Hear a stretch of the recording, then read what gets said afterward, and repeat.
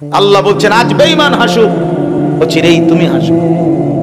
আজ তুমি সেজদা দিতে থাকো, আজ তুমি হালাল চলতে থাকো। আজকে হয়তো বেতন ৮,০০০ ইমাম সাহেবের, কষ্ট করেই সংসার চালায়, বহুত কষ্ট করে ১০,০০০ টাকা বেতন, একটা মাস বহু কষ্ট করে জোড়াতালি দিয়া হালাল ভাবে চালায়। জীবনের বহু স্বপ্ন পূরণ করতে পারে নাই, স্ত্রী সন্তানের বহু আকাঙ্ক্ষা পূরণ করতে পারে নাই, পয়সার অভাবে, টাকার অভাবে কোন রকম কষ্ট করে জিন্দেগি চালাইছে। আল্লাহ তাআলা বলেন একটু সবর করো বান্দা। ইদা রাআইতা সাম্মা রাআইতা নাঈমান ওয়া মুলকান কাবীরা, আমি যখন তোমাকে জান্নাত দেব তখন তুমি বান্দা জান্নাত দেখবা, আবার দেখবা, আবার দেখবা, আবার দেখবা, আবার দেখবা, শুধু দেখবা আর দেখবা। প্রতিবার দেখলেই দেখবা নতুন করে নেয়ামত, নতুন করে নেয়ামত, আর এক বিশাল সাম্রাজ্য আমি আল্লাহ তোমাকে দান করব। অপেক্ষা করো, একটু সবর করো, একটু সবর করো। মরতে যেহেতু আছে আরো মানুষ, তুমিও মরে যাবে, চিন্তা করো। কথা বোঝেন না? আরো মানুষ যেহেতু মরের, তো আমিও মরে যাবো, এটা তো বুঝে যায়। এটার মধ্যে কোনো এত আহামরি কোনো টেনশনের কিছু নেই। সব মানুষ ৬০-৭০ বছরে মরে যায়, আমি বুঝি ৬০০ বছর পরে মরব, কিত্তা এটা তো বুঝে যায়। নাহলে ১০ বছর এদিক সেদিক হইব, নাই তো ৫ বছর এদিক সেদিক হইব, ঠিক না? বোঝেন নাই? আমাদের সমাজের সব মানুষ মরে গেল ৬০-৭০-৫০, আমি বুঝি মারা যাবো ৩০০ বছর পরে। তাই আল্লাহ যেন বলছে বান্দা সবর কর, এই চলেই যাবা, আখিরাত হবে, পরকাল হবে, নিশ্চিত হবে। প্রিয় নওজোয়ান, বেঈমানের সবচেয়ে বড় সফলতা তোমাদেরকে অসংখ্য দুনিয়ার বিষয় তোমা করে পড়াইছে, তো আখিরাত তোমাদেরকে ভুলায় দিছে। কাল্লা বাল তুহিব্বুনাল আজিলা ওয়া তাদারুনাল আখিরা। আল্লাহ বলে বান্দা নগদ দুনিয়া তো খুব ভালোবাসলা, আখিরাতটাকে ছেড়ে দিলা। ইয়ালামুনা যাহিরাম মিনাল হায়াতিদ দুনিয়া, দুনিয়ার বাহ্যিক দিক তো খুব বুঝলা, ইলম অর্জন, জ্ঞান অর্জন করলা। ওয়াহুম আনিল আখিরাতি হুম গাফিলুন। কি সুন্দর ইংরেজি বলতে পারে, কি সুন্দর গ্রামার বোঝে, কি সুন্দর বাংলা বোঝে, ট্রান্সলেট করতে পারে, পদার্থ বিজ্ঞানের কঠিন সূত্র বোঝে, জীববিজ্ঞানের কঠিন বিষয় বোঝে, উচ্চতর গণিতের কঠিন অঙ্ক করতে পারে, আপনার তথ্য যোগাযোগ প্রযুক্তির কত গভীর বিষয় বোঝে, মহাশূন্য বোঝে, সৌরজগতের কত কিছু বোঝে, সব বোঝে। কিন্তু ১৬ বছর পড়ার পরে মুসলমানের বাচ্চা বলে আল্লাহর কোরআন আমি দেখে দেখেও পড়তে পারি না। তুই ব্যর্থ বেটা, ব্যর্থ, ব্যর্থ বেটা, ব্যর্থ তুই বেটা, বেটা তোর জীবন ফালতু গেছে বেটা, ফালতু। ভাতের জন্য এত পড়া লাগে না বেটা, তো আখিরাতের জন্য কোরআন লাগে। এত পড়া না পড়লে বেটা দুনিয়া মিলে যেত, কিন্তু সেজদা ছাড়া আখিরাত মিলবে না, কোরআন ছাড়া আখিরাত মিলবে না। বাংলা ছাড়া দুনিয়া মিলে, কোরআন ছাড়া আখিরাত মিলে না। অঙ্ক ছাড়া দুনিয়া মিলে, কোরআন ছাড়া আখিরাত মিলে না। পদার্থ বিজ্ঞান, জীববিজ্ঞান ছাড়াও দুনিয়া মিলে, কোরআন ছাড়া আখিরাত মিলবে না, মিলবে না বন্ধু। তুমি পড়া বন্ধ করো, আমি বলি নাই, তুমি পড়ো, কোনো সমস্যা নাই। আমি বললাম না আমি পড়ছি, আমি জেনারেল লাইনের পুরো পড়া শেষ করছি, আলিয়া মাদ্রাসায় কামিল পাশ করছি, কওমি মাদ্রাসা থেকে দাওরা হাদিস পাশ করছি। পড়ো, মানা নাই, আল্লাহ ভুলে গেলা কেন? কি ঘোড়ার ঘাস পড়লা? কোরআন শরীফ পড়তে পারো না? 2 রাকাত নামাজ সুন্দরভাবে পড়তে পারো না? একটা রুকু সেজদার তাসবিহ পড়তে জানো না? আত্তাহিয়াতু লিল্লাহি সুন্দর করে পড়তে পারো না? দোয়ায়ে কুনুত পড়তে পারো না? তুমি কি এর মুসলমান? তো ঘোড়ার ঘাস নি কাটো বইয়া বইয়া, হ্যাঁ? হুজুর আমরা তো জেনারেল শিক্ষিত মানুষ, তো কিছু মনে করবেন না, এগুলো একটু শুদ্ধ মারে। আপনি কীর্তেন শুদ্ধ মারেন, শুদ্ধ মারেন কীর্তেন। বাংলা কথা তো শুদ্ধ কইতেন পারেন, কোরআন শরীফ এত অশুদ্ধ কোন কেন? কথা বলেন না কেন? আপনার বাংলা কথা দিয়ে খুব চমৎকার। কেমন আছেন? ভালো আছেন? প্লিজ আঙ্কেল বসবেন। বাবা, আপনার বাংলা কথা তো দারুণ, ইংরেজি উচ্চারণ তো অসাধারণ। আল্লাহর কোরআন এমন কেন? তার মানে এটা কোনো বিষয় না। এটা কি না? এটা কোনো বিষয় না। কোরআন কিছুই না, নামাজ এটা কোনো কিছুই না, এটা উড়ন না, মনে না। অসংখ্য ছেলেকে জিজ্ঞেস করে, এখন দাঁড়াও বেটা, ফরজ গোসল কিভাবে করে? মাওলানা এখন জিজ্ঞেস করেন, একজন ছেলে, আপনি শত শত ছেলে পাবেন, মুসলমানের বাচ্চা ফরজ গোসল কিভাবে করে জানে না। বলো আবুল বাশার, জিজ্ঞাসা কর ফরজ গোসল কিভাবে করে। যার বীর্যপাত হয়, স্বপ্নদোষ হয়, অথবা বীর্যপাত হয়, তার উপরে গোসল ফরজ হয়। ফরজ তার গোসলটা, সেই ফরজ গোসলটা করবার জন্য শুধু সাবান পাও লাগাইলেই হয় না, সেটা শরীয়ত সম্মতভাবে, শরীয়তের দৃষ্টিতে এটা নির্ধারিত পদ্ধতি আছে। নাকের নরম জায়গায় পানি পৌঁছানো ফরজ, ফরজ গোসলের সময়। নাকের নরম জায়গা কারে কো, আপনি জিজ্ঞান তো হয়তো কইতার বলি। আর এই নরম জায়গা পর্যন্ত পানি পৌঁছায় কিভাবে সে বলুক। আর না পৌঁছলে তো ফরজ গোসল আদায় হলো না। এবার যদি সে বঙ্গোপসাগরের মধ্যে সুবানি দেয়, হেতেরি বলে আমার একটা ঠিক বঙ্গোপসাগরের মাঝ বরাবর সুবানি দিছে, তারপরেও তো সে কি হবে না? পবিত্র হবে না, পবিত্র হবে না। বন্ধু আমার কথা ফেলে দিয়েন না। প্রিয় ছেলেরা, দুশ্মন তোমাদেরকে ধোঁকা দিছে, দুশ্মনের ফান্দে পড়ে তোমার অভিভাবকও ধোঁকা খাইছে, তোমার আল্লাহর কোরআন শিখায় নাই। যা ছাড়া তোমার জীবন চলতো তা খুব গুরুত্ব দিয়ে পড়লা, যা ছাড়া তোমার আখিরাত চলবে না তা তুমি মোটেই পড়লা না, তা তুমি মোটেই পড়লা। বয়স্কদেরকেও বলি, বাবাদেরকেও বলি, চাচারা আপনাদের যাদের কোরআন শরীফ অশুদ্ধ, আমার নাম আনিসুর রহমান, মনে রাখেন, আমি বললাম যার কোরআন শরীফ অশুদ্ধ, সূরা কেরাত অশুদ্ধ, তার নামাজ হয় না, হয় না, হয় না, হয় না, হয় না, হয় না, দৈন্তার নয় কান না, তার নামাজ হয় না। মানছে না কয় আপনি মসজিদে গেছেন, আসমানে গেলেন আপনি টের পাইবেন আপনার নামাজ হইছিনি। আপনি 4 রাকাত সুন্নত 1 থেকে 1.5 মিনিটে কেমনে পড়েন? এটা কি মেশিন লাগাইছেন? এটা কি মেশিন? এটা জাপানি মেশিন।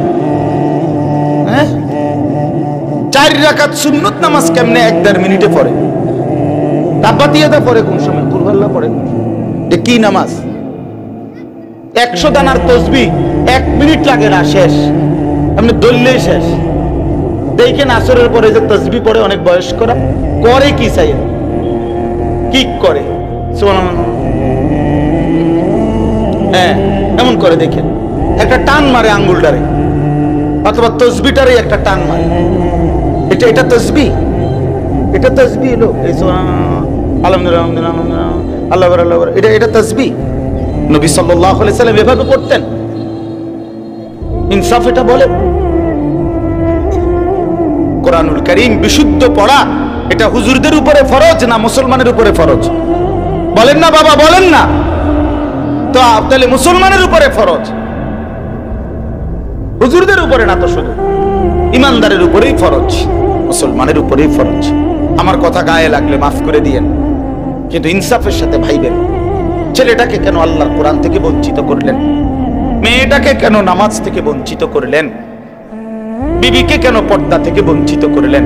আহা, এই নারীকে তো শেষ করে দিলেন, এই মেয়েকে তো বরবাদ করে দিলেন, ছেলেটার জন্য তো নিজের হাতে আগুন জ্বালায় দিলেন, জাহান্নামের আগুন জ্বালায় দিলেন, জাহান্নামের আগুন জ্বালায় দিলেন। দুনিয়ার সন্তান একটু জ্বর হইলে কি পরিমাণ অস্থির হয়ে যান, এই সন্তান যখন জাহান্নামের আগুনে চলবে কেমনে সইবে? আপনারা অনেকে হয়তো শুনছেন, একটা ঘটনা আছে, নবীজির এক সাহাবী ইন্তেকালের সময় ওনার মুখে কালেমা বন্ধ হয়ে গেছিল। শুনছিলেন এই ঘটনাটা? পরে নবীজি সাল্লাল্লাহু আলাইহি সাল্লাম তালাশ নিয়ে দেখছে ওনার মা ওনার উপরে নারাজ। তো নবীজি নিজে ওই মার কাছে, আমি সংক্ষেপে বলতেছি, তো নবীজি নিজে মার কাছে সুপারিশ করছে, মা তোমার ছেলেরে তুমি মাফ করে দাও, মা তোমার ছেলের কালেমা বন্ধ হয়ে গেছে, মৃত্যু শয্যায়। তখন ওই মা বলছিল, ইয়া রাসূলুল্লাহ, আপনি আমারে এই অনুরোধ কইরেন না, আমি ওরে মাফ করব না, ওই আমারে বেশি কষ্ট দিছে, ওই ওর বিবি নিয়া আমারে বেশি কষ্ট দিছে, ইয়া রাসূলুল্লাহ, আমি ওরে মাফ করব না, আমি তারে মাফ করব না। নবীজি যখন দেখছে কোনোভাবেই ওই মা রাজি হচ্ছে না, ওই সাহাবীর জবান দিয়েও কালেমা বের হচ্ছে না, আলকামা রাদিয়াল্লাহু তাআলা আনহু, আল্লাহ নবী সাল্লাল্লাহু আলাইহি সাল্লাম কিতাবে আমরা পড়ছি, উর্দু কিতাবে এই কথাটা যেটা বুঝাইতে চাই, নবীজি তখন হযরত বেলাল, নবীজির সাহাবীর নাম জানেন না নামটা, এই বেলালকে বলছে, বেলাল লাকড়ি জমা করো, লাকড়ি একত্র করো, আগুন লাগাও, আগুন ধরাও। তো এই আগুন ধরাইবার কথা বলাতে, লাকড়ি জমা করতে মহিলা এটা শুনছে, তো মহিলা বলতেছে, ইয়া রাসূলুল্লাহ, আগুন লাগাইবেন কেন, লাকড়ি জমাইবেন কেন?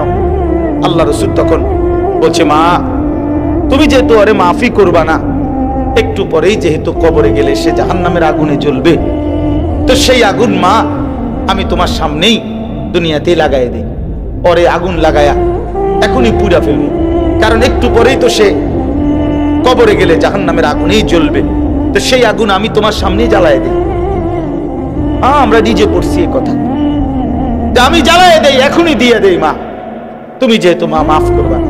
আল্লাহর কসম কিতাবে আছে, এ মা যখন এই কথা বলছে নবীজি যে আমি এখনই তাইলে আগুনে জ্বালায় দেব, কারণ একটু পরেই তো আগুনে পুড়বেই তোমার ছেলে, তখন ওই মা বলছে, না ইয়া রাসূলুল্লাহ, বলেন কি, আমার সন্তান আগুনে পুড়ে যাবে, জ্বলে ছাই হয়ে যাবে, আমি মা এটা সহ্য করতে পারি না, ইয়া রাসূলুল্লাহ মাফ করে দিলাম সন্তানকে। দাও, দৌড় দাও, আলকামার ঘরে দৌড় দাও, গিয়ে দেখো আলকামার কি অবস্থা। হযরতে বেলাল দৌড় দিয়ে গিয়া দেখে আলকামা কালেমা পড়তেছে। আমার বলার উদ্দেশ্য হলো যে বাপ ছেলেটাকে কোরআন পড়াইলেন না, তো এখনই আগুন লাগায় দেন, এখনই আগুন লাগায় দেন। 365 দিনে খোদার একটা বছরের সন্তান আপনার ঘরে থাইকা, মুসলমানের বাচ্চা ছেলে মেয়ে 14 বছর, 15, 16, 12, 14, 16, 18, 20 বছর বয়স, কোনদিন ফজরের নামাজ পড়ে না, এই জানোয়ার তো আগুনেই পুড়বে, পরে এখনই আগুন লাগায় দেন, পরে এখনই আগুন লাগায় দেন। বলেন, সুদের টাকায় বাড়ি করলো, ঘর করলো, হারাম টাকা রোজগার করে হাসে, আরে না ফরমান, হারামের আবার হাসি কি, হারাম খোরের আবার হাসি কি, সুদখোরের আবার হাসি কি, ঘুষখোরের আবার হাসি কি, কিস্তিখোর বাটপারের আবার হাসি কি আবার, বলেন। এই জন্য বললাম আমি, আমার কথা শেষ, আমি এবার শুধু তর্জমাটা বলি, তাইলে আমার কথা শেষ। আমার মূল বক্তব্য হলো, প্রিয় যুবক ভাই, আমার বয়স্ক বাবা, আপনাদের কাছে বলছি, আমরা মুসলমান। প্রিয় ভাই, তুমি মুসলমান, আমার সন্তান, তুমি মনোযোগ দিয়ে শোনো, তুমি মুসলমান দোস্ত, তোমার আখিরাত আছে, তুমি হাসলেও মরে যাবা, কাঁদলেও মরে যাবা, তুমি দুনিয়া জিতলেও মরে যাইবা, হারলেও মরে যাইবা, তুমি ইউনিভার্সিটির ফার্স্ট ক্লাস ফার্স্ট হইলেও মরে যাইবা, লাস্ট ক্লাস লাস্ট হইলেও মরে যাইবা, তুমি মরে যাবা বাপ। রাজপ্রাসাদের অট্টালিকার লোকটাও কবরে চলে যাবে, কুড়ে ঘরের ওই জীর্ণ শীর্ণ ঘরে মানুষটাও কবরে চলে যাবে। অতএব আমরা যদি আখিরাত ভুলে যাই, আমাদের জীবনের আর কিছুই থাকে, আমাদের আর কিছুই থাকে। যে কবর ভুলে গেছে তার কিছুই নেই, যে পরকাল ভুলে গেছে তার কিচ্ছু নেই। এই জন্তু জানোয়ারের মতো খাইতেছে, দাইতেছে, ঘুমাইতেছে, পেশাব পায়খানা করতে আছে, একটা সময় ঠাস করে পড়ে যাব, মইরা গিয়া জাহান্নামের আগুনেই ছুঁড়ে ফেলে, জাহান্নামের আগুনেই ছুঁড়ে ফেলে। আল্লাহ আমাদেরকে মাফ করে দেন। এই জন্য বাপ, কোরআনুল কারীমের মধ্যে আছে, জাহান্নামী বেশি কষ্ট পাবে, আগুন বড় যন্ত্রণাদায়ক। দুনিয়ার আগুন তার চাইতে 70 গুণ বেশি গরম জাহান্নামের আগুন, নবীজি বলছে 70 গুণ বেশি। এই হাদিস যেদিন নবীজি বলছে সাহাবীদেরকে, আল্লাহর কসম কিতাবে আছে, সাহাবীরা লাফ দিয়া উঠছে, চিৎকার দিয়া উঠছে, কাঁইদা উঠছে, কাঁইদা বলছে, ইয়া রাসূলুল্লাহ, বলেন কি, দুনিয়ার এই আগুনই তো জ্বালাইয়া পুরাইয়া ছাই করে দেয়, তাহলে এর চাইতে আরো 70 গুণ বেশি যদি জাহান্নামের আগুন গরম হয়, সেটাতে কেউ ফেললে কি হবে তার? সেটা কয় সেকেন্ড লাগবে পুড়তে। কেমনে শুইবে? সেই মানুষটা কেমনে শুইবে? আল্লাহ তাআলা কোরআনুল কারীমের মধ্যে বলছেন, লা ইউফাত্তারু আন, এক সেকেন্ডের বিরতি দেওয়া হবে না। অহুম ফীহি মুবলিসুন, জাহান্নামের মধ্যে বিষণ্ণ মলিন চেহারা নিয়ে অনন্তকালের জন্য নাফরমান পড়ে থাকবে। এই জন্য প্রিয় বন্ধু, তোমার সমবয়সী দেখা তুমি বদলাইতে পারতা না। আমি অনুরোধ করছি, কিশোর তরুণ নওজোয়ান তোমাদেরকে বলি, তোমরা সমবয়সী দিয়া আগাইতে পারতা না। তোমার চাইতে বড় কোনো আল্লাহওয়ালা, দিনদার, মুত্তাকি আলেমে দ্বীনকে দেখো।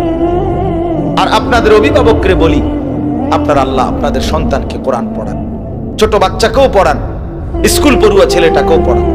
যারা এখন স্কুলে দিছেন কোনো সমস্যা নাই, তার জন্য ভিন্ন একটু সময় বাইর করেন।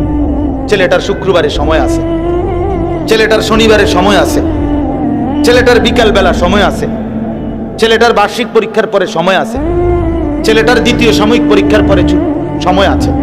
আপনি তার জাহান্নামের আগুন থেকে বাঁচাবার জন্য কিছুটা ফিকির করেন, কোনো না কোনো এক ফাঁকে তার জন্য একটু ভাবেন, তারে নামাজ শিখান, তারে আল্লাহর কোরআন শিখান।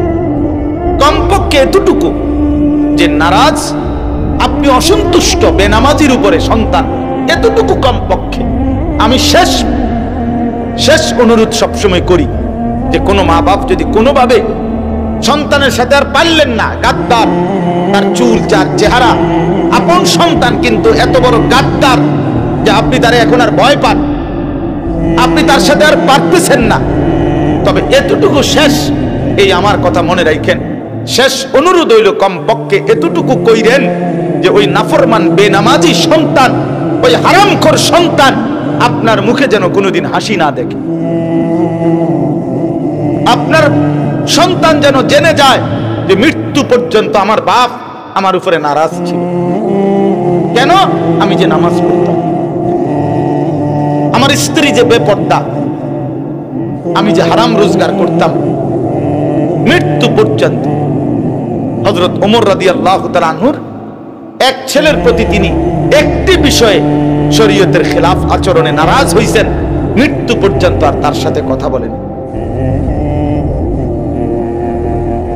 এই জন্য বললাম এতটুকু কমপক্ষে করেন। টাকা রোজগার করতেছে আর দিতে আছে, বাহ, খায় দায়, মাশাআল্লাহ, মানুষের দ্বারা একটা আল্লাহর রহমতে আপনার দোয়ায় 10 জনের দোয়ায় ফুলাগা কামে লাগছে। কিতা কামে লাগছে? টেহা। এখন ভাতের থালা আল্লাহর রহমতে আগের থেকে বড় হইছে, হ্যাঁ, এখন মাছ গোস্ত প্রতিবেলা খায়। পুতের উচিলায় তো আল্লাহ দুগা ভাত খাওয়ায়, বাহ, পুতের উচিলায় ভাত খাওয়ায়। আগে আল্লাহ খাওয়াইতে, এখন ফুতে খাওয়ায়। নাউযুবিল্লাহ, নাউযুবিল্লাহ। আল্লাহ তাআলা আমাদেরকে বিবেক দান করেন।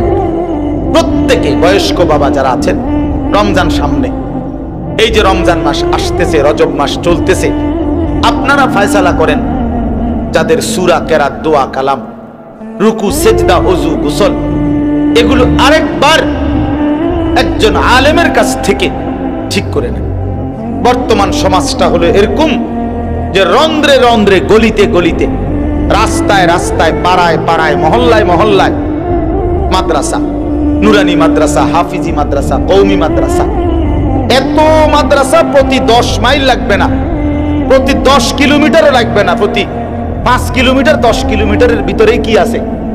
কোনো না কোনো নুরানি মাদ্রাসা আছে কিনা বলেন না কেন?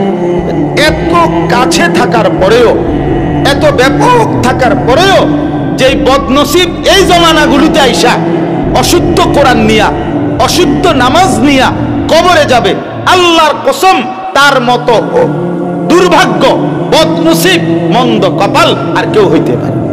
আপনি কোন দুঃখে চাচা ঠিক করতে পারছেন না? আজ যদি এমন হইতো, আমাগো গ্রাম হইল কুমিল্লা, মাদ্রাসা আছে গিয়া চিটাং, বাবুরে আমি একজন বয়স হইয়া গেছে, আমি চিটাং গিয়া কেমনে কোরআন শরীফ ঠিক করবো? হুজুর ঠিক আছে বুঝলাম, কেমনে যাবো? চিটাগাং বলেন না, এখন কি মাদ্রাসা চিটাগাং? তাইলে কি কারণ থাকতে পারে? কি কারণ? মাতবরি করে, মাতবরি। বয়স্ক লোকের মধ্যে কিছুটা অহংকার থাকে, বয়স্ক লোক কিছুটা গোয়ার হয়, কিছুটা। কেন?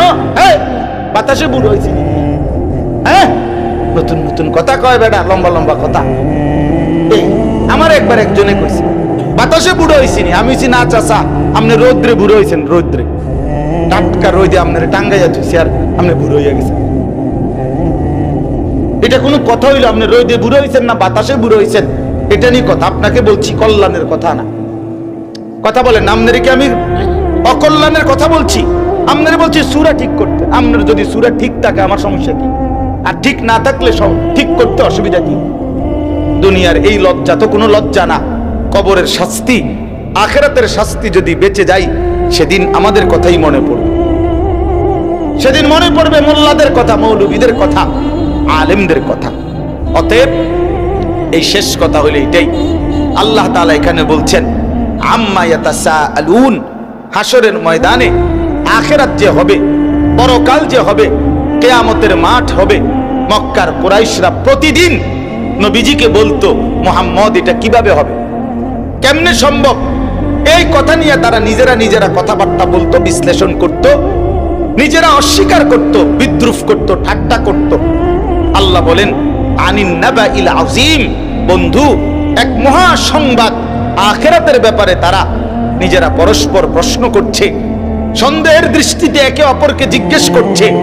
আল্লাযী হুম ফীহি মুখতালিফুন, এই বিষয়ে নিজেদের মধ্যে বিতর্ক করছে, এই বিষয়ে তারা অবিশ্বাস করতে চাইছে। আপনি পরিষ্কার বলে দেন, আমি দুইবার বললাম কাল্লা সায়ালামুন সুম্মা কাল্লা সায়ালামুন, অবশ্যই তোমরা জানতে পারবে, অবশ্যই জানতে পারবে, নিজ চোখে দেখতে পারবা। মৃত্যু হবেই তো কবরও দেখবা, হাসরের ময়দানে উঠাবো এটাও দেখবা, মিজানও দেখবা, ফুলসেরাতও দেখবা, আযাবও দেখবা, শাস্তিও দেখবা, শান্তিও দেখবা। চোখে দেখাবো আমি আল্লাহ, এটা অস্বীকার করার কিছু নাই, অসম্ভব আমি আল্লাহর কাছে নয়। কেন? আল্লাহ বলেন বান্দা আমি তোমাকে এক মিনিটে আমি আমার কয়টা কুদরতের কথা বলি।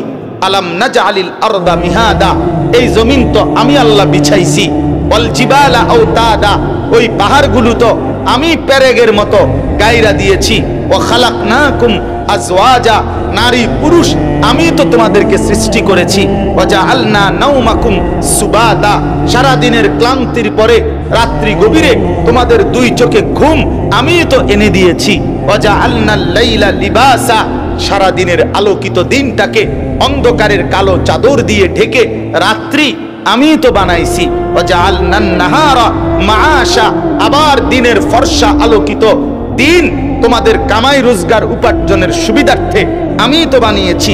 ওয়া বানাইনা ফাওকাকুম সাবআন শিদাদা, মাথার উপরে 7টা আসমান আমি আল্লাহই তো বানিয়েছি। ওয়া জাআলনা সিরাজাও ওয়াহাজা, একটি উজ্জ্বল সূর্য আমি আল্লাহই তো বানিয়েছি।